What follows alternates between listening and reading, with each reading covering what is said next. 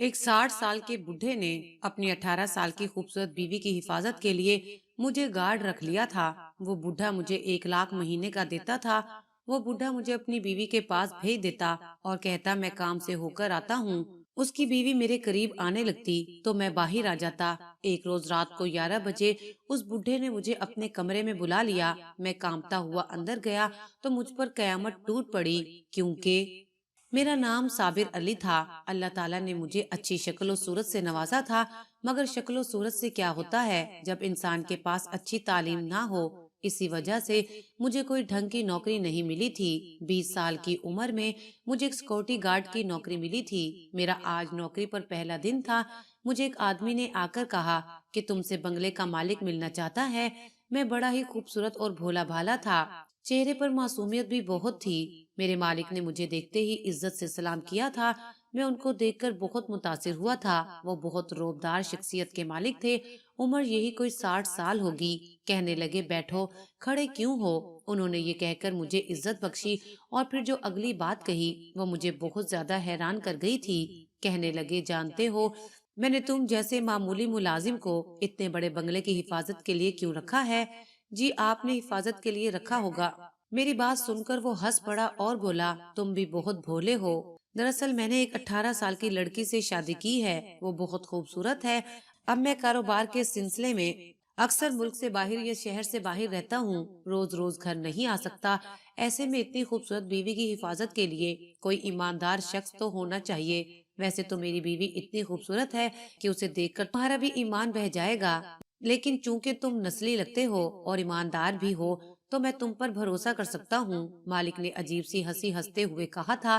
میں بولا کہ مالک مجھے آپ کی بیوی کی حفاظت کرنا ہے یا اس گھر کی؟ میری بات پر مالک نے انگارہ ہوتی آنکھوں سے مجھے دیکھا اور بولے تم اس بنگلے کی حفاظت کرو گے، مگر تمہارا کام مالکن کو جگہ جگہ گھمانا پھرانا، اس کے ساتھ وقت گزارنا ہے۔ تم ہر وقت سائے کی طرح اس کے ساتھ رہو گے، یہاں تک کہ گھر کے اندر بھی۔ اگر وہ باغ میں بیٹھے گی تو تم اس کی دوسری طرف بیٹھو گے۔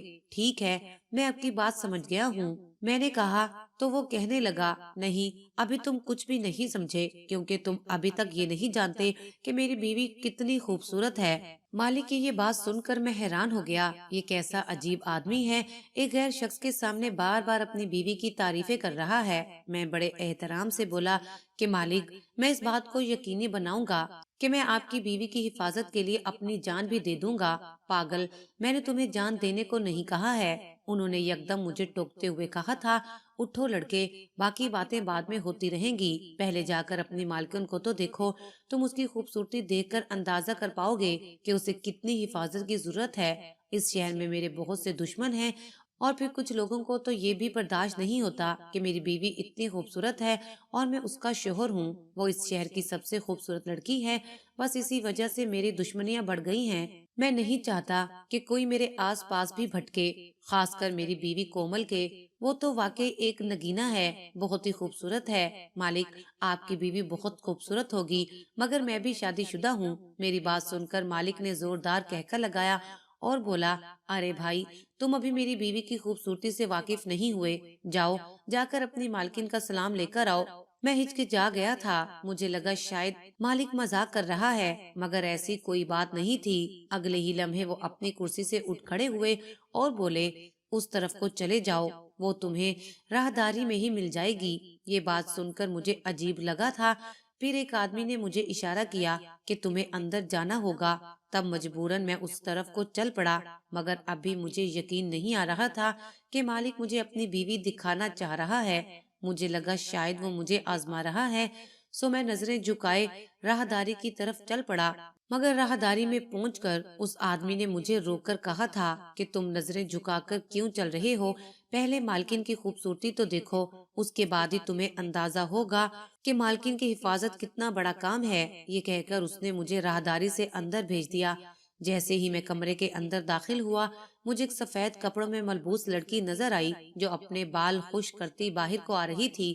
اس آدمی نے پیچھے سے آواز دے کر کہا یہی ہے مالکن، ان سے سلام دعا کر لو۔ یہ کہہ کر وہ آدمی دور چلا گیا۔ مجھے مالکن سے سلام کرنا پڑا۔ میں نے نظر تک نہیں اٹھائی تھی، مگر پھر سلام کرتے ہوئے مالکن نے مجھے ٹوکا تو میں نے نظر اٹھا کر دیکھا پھر تو میں دیکھنا ہی بھول گیا تھا۔ وہ بہت ہی خوبصورت لڑکی تھی، واقعی ایسا حسین چہرہ میں نے آج تک اپنی زندگی میں نہیں دیکھا تھا۔ سنہری بال اور خوبصورتی اتنی کہ جن کو دیکھتے ہی انسان کسی اور ہی دنیا میں چلا جائے۔ وہ تو جیسے آسمان سے اتری ہوئی پری تھی جو کسی کے بھی ہوش اڑانے کے لیے کافی تھی۔ کیا ہوا؟ تم بھی مجھے دیکھ کر حیران ہو رہے ہو؟ اس نے ایک ادا سے کہا تھا۔ مجھے بڑی حیرانگی ہوئی۔ میں نے اسے ایک لمحے کے لیے تو غور سے دیکھا، پھر اپنی نظریں جھکا لیں، مگر وہ خود ہی مسکرا کر مجھ سے بولی، میرے شوہر نے تمہیں میری حفاظت کے لیے رکھا ہے۔ مجھے تمہیں دیکھ کر لگتا ہے کہ مجھے تمہاری حفاظت کرنا پڑے گی۔ تم تو خود بہت خوبصورت ہو۔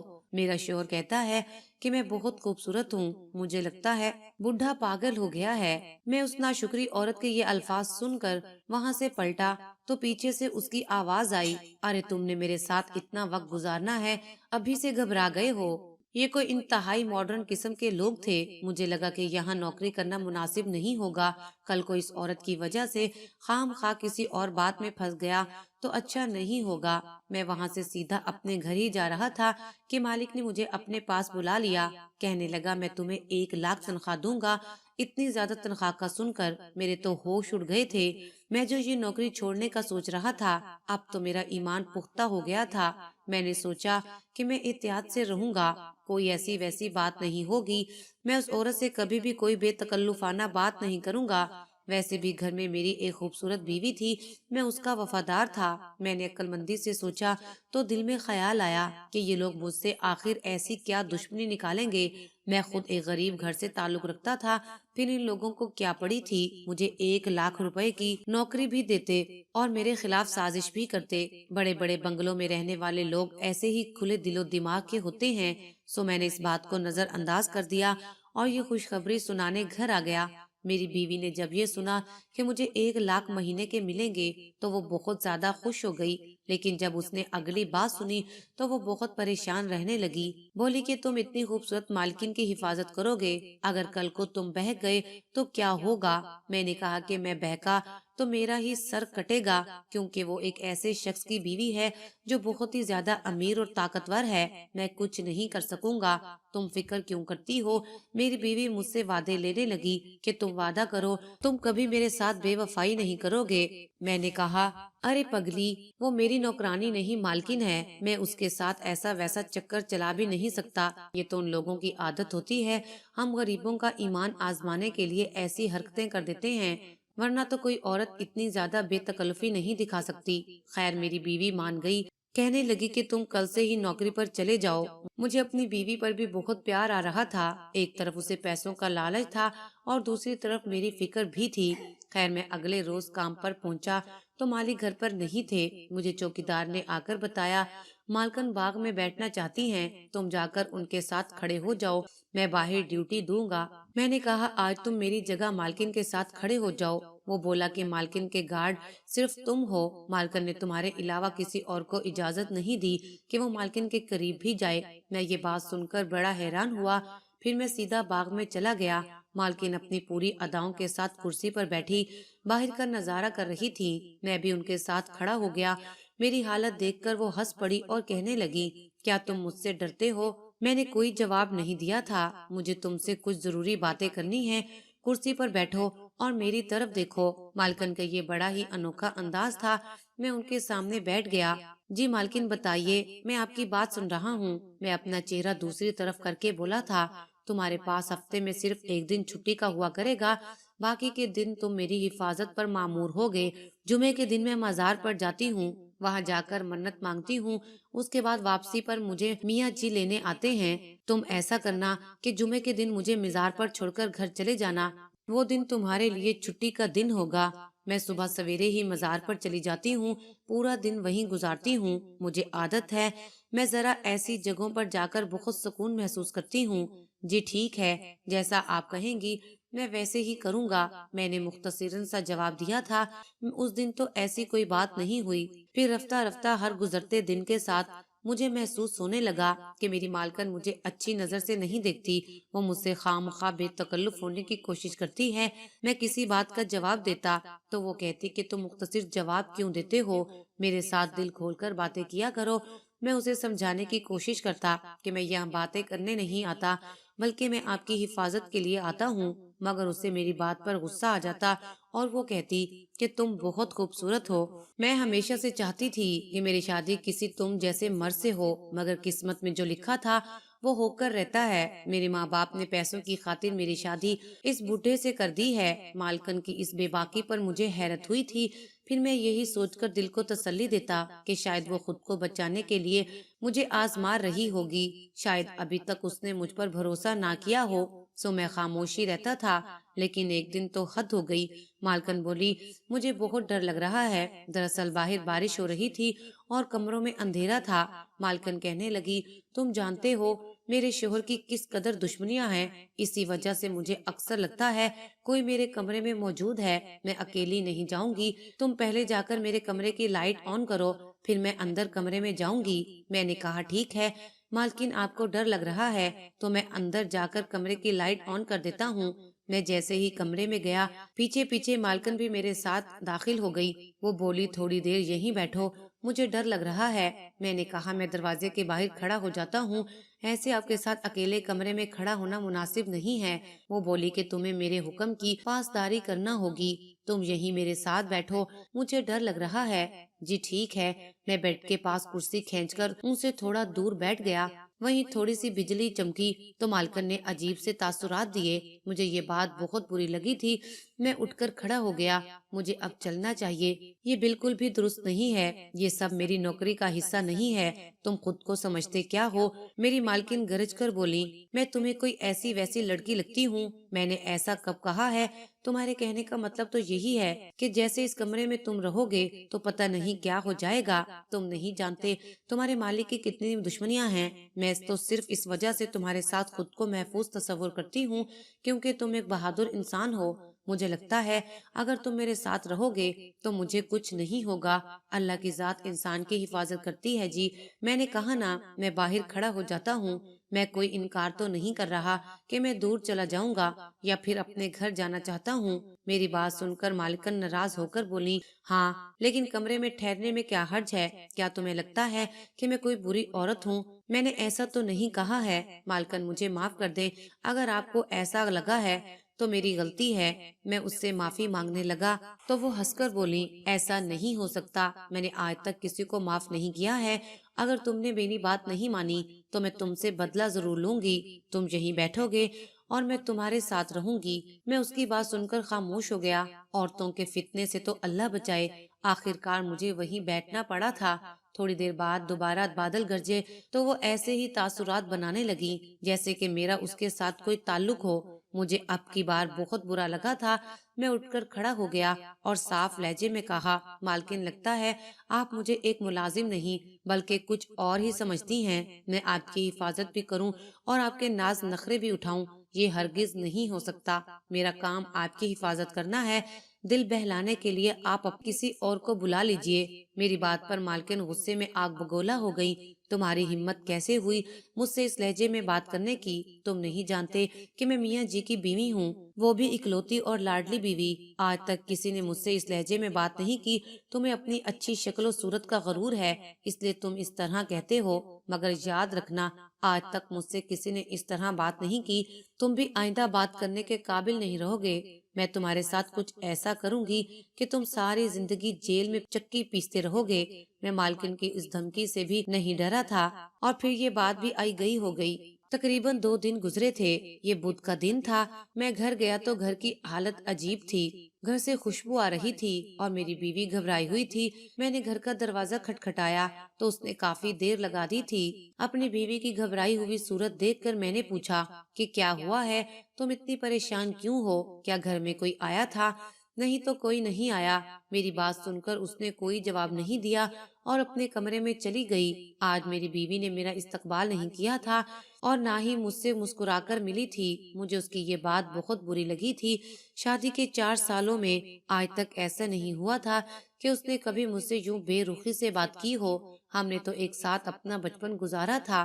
میں اس کے ایک ایک پل سے واقف تھا اور میں یہ بھی جانتا تھا کہ وہ کب ناراض ہوتی ہے۔ آج مجھے وہ بہت ناراض لگی تھی مگر وہ اس کی وجہ نہیں بتا رہی تھی۔ اس سے پہلے جب بھی خفا ہوتی تو جی بھر کے مجھ سے شکوے کرتی تھی۔ اس کی خاموشی نے مجھے تڑپا دیا تھا۔ مگر میں چپ رہا، سوچا کہ خود ہی بتا دے گی، کیونکہ وہ زیادہ دیر چپ رہنے والی نہیں تھی۔ 1 گھنٹے بعد وہ میرے پاس آئی اور کہنے لگی، میں تمہارے لیے کباب بنانا چاہتی ہوں، تم جا کر گوشت لے آؤ۔